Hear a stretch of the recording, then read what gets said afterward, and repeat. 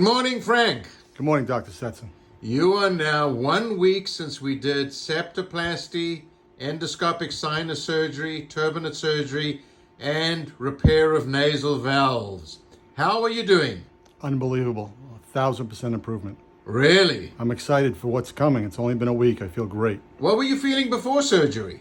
I couldn't breathe. I was suffering. At night, I couldn't breathe and I was living on nose spray. It was awful.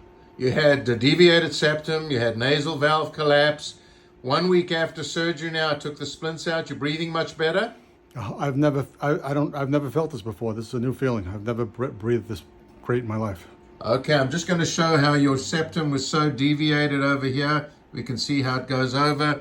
That's how we do the work. We make a little incision on the right side of your nose to address the septum.